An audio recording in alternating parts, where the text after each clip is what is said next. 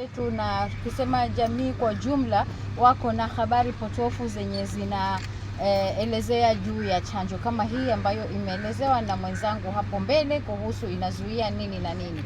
Lakini upande mwingine habari mzuri tulizonazo Mombasa ni kuwa wakati tukiwa tunafanya screening kuangalia ama kuchunguza kile mlango wa uzazi wa kina mama wetu mara nyingi kuanzia miaka 25 mpaka 49, basi umepanda sana. Tulikuwa huko nyuma 2017 tulikuwa only 7%, lakini saa hizi tumepanda karibu 200% ya kuendelea kuwa hatujafikisha the target, but tumepanda sana. Wamama wengi wana habari kama hizi na wanajitokeza kwa wingi.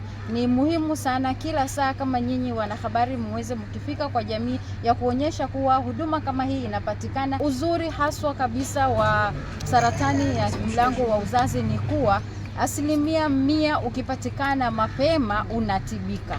Lakini tukichelewa basi hii ni katika ya pili katika ile saratani ya matiti, ndio ya kwanza yenye ukiwa umeshikwa nayo basi ndio tunapata ujumla wa mama wanaweza fariki na saratani kama hii. Kwenye huu mradi tutafanya tafiti za saratani za wanawake kwa Afrika Mashariki. Kwa hiyo tuna pesa kidogo ambayo itasaidia. Ninafahamu unaweza ukauliza, je, watu ambao watapatikana na shida ya saratani wanasaidiwa vipi? Kwenye huu mradi kuna pesa kidogo kwa ajili ya wale ambao watakuwa wana uhitaji haswa wa kwenda kwa ajili ya matibabu, kwa sababu unaweza ukagundulika ukawa huna uwezo wa kutibiwa. Kwa hiyo mradi huu pia una pesa kidogo. Tunategemea kwamba, lakini mwisho kabisa tunatoa chanjo ya human papilloma kwa ajili ya wasichana wadogo. Mwanzoni Kenya ilikuwa ni miaka 10 mpaka 14, Tanzania ilikuwa miaka 9 peke yake, lakini nao pia kuanzia mwaka huu watamove kwenye single dose, yani dozi moja tu kwa mabinti wa miaka 9. Na tunashirikiana na Wizara ya Elimu kwa ajili ya hii chanjo ya human papilloma kwa ajili ya wasichana. Kwa hiyo tunakwenda mashuleni, tunakuwa na walimu, tunakuwa na wale walimu wa afya wanatuonyesha watoto wa miaka 9, lakini hiyo yote tunapata consent au tunapata ridhaa kutoka kwa wazazi, kwamba wazazi wao wameridhia mabinti zao kupata chanjo, na hii chanjo haina madhara yoyote. Kwa hiyo wanahabari, unapokwenda huko naomba muhabarishe wazazi, walimu, jamii kwamba chanjo hii inamkinga binti asije akapata saratani ya mlango wa kizazi akifikia umri mkubwa. Main cause is persistent infection with the human papilloma virus, the HPV.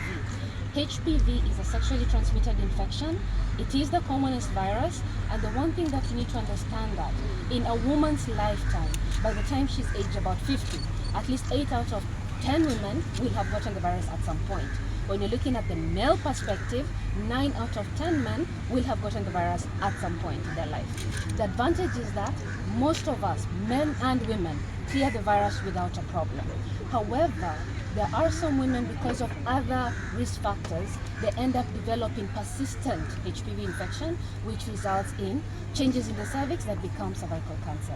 And that's why it's really important for women to understand these risk factors, which include things like smoking, early age of sexual debut, multiple pregnancies, when you have your immune system is not as strong.